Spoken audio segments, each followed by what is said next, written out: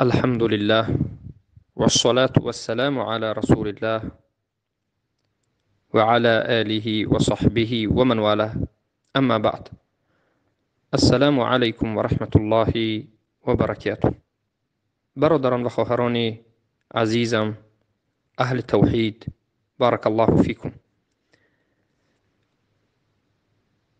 بسیارند کسانی که به ما سؤالهای خود را ارسال کردند و با تأسف زیاد متاسف هستیم که ما همه سؤالها را در وقتش جواب دادن نمیتوانیم و بسیار شکایت ها هم برادر و خواهران میکنند که سوالهای ما را جواب ندادید در وقتش.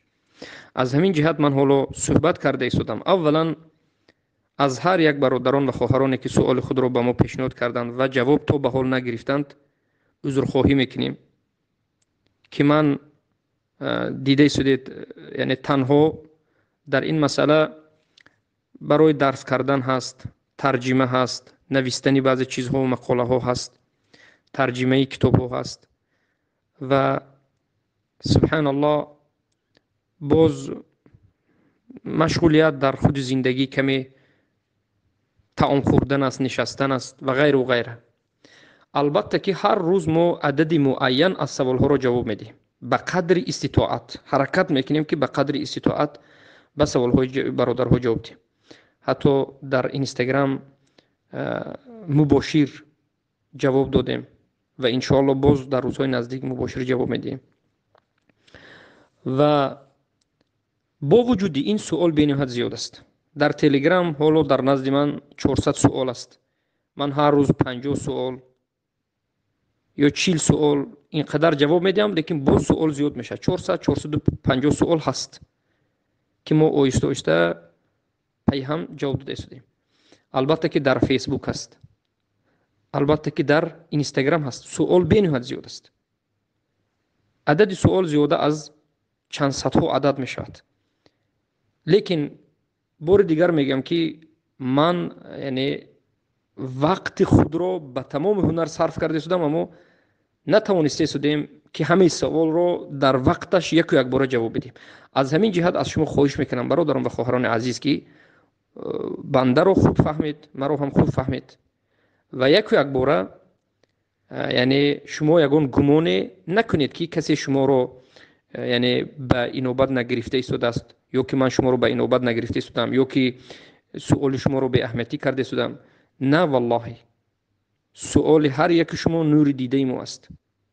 سوال هر یک شما قسم به الله وقتی که میاد من خرسند میشم که ما برادران و خواهران داریم که سوال میدهند و این وظیفه من است، بنده طالب علم که باید به سوال های شما جواب بدهم.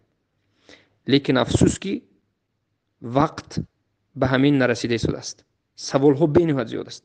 به برادرها سوالی که دادن جواب میدیم که یک بار با سوالی نو میاد، اما ما جواب داده یک بار نمیتونیم. به دیگر سوال میگذاریم و سوال این برادر یک هفته و نیم هفته میایستد. بعضی برادرها هستند که بسیار تماس میگیرند، تماس جواب دادن نمیتونیم در وقت‌های مناسب. چرا؟ در بعضی حالت هست که تلفن ما یا مشغول به دیگر تماس است، یا که درس کرده ایستادیم، یا که مشغول به خواندن و نوشتن هستیم. از همین جهت برادرهایی که تماس میگیرین، خواهرهایی که سوال میدهین و برادرهایی که سوال میدهین، سوال شما هیچگاه به یک طرف گذاشته نمیشه.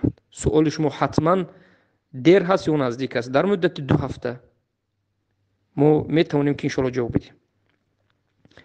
یعنی آیسته همین مدت 2 هفته 3 هفته است به سوال جواب میدیم. اما مقصد من این است که شما نرنجید، شما به ناگاه یگان گمانی بدی نکنید که برادر اهمیت نداده است. شما مرا خوب فهمید که وقت نرسیده ایستاده است و در همین راه انشاءالله در کوشش هستیم، در حرکت هستیم. لیکن خواهش من از شما همین است که درس ها رو گوش بکنید. به بسیار سوال هایی که از جانب شما به من می آید، سوال های فقهی در باب طهارت، در باب تیمم، در باب غسل، جوابش الحمدلله در درون درس های گروه فقه وجود دارد.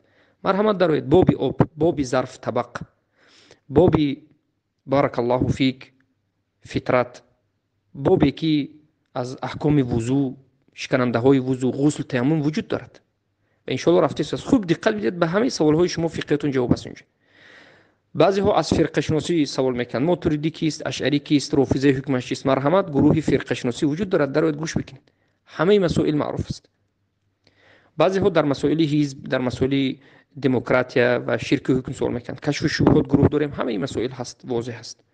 در مسائل عقیده و توحید گروه هست.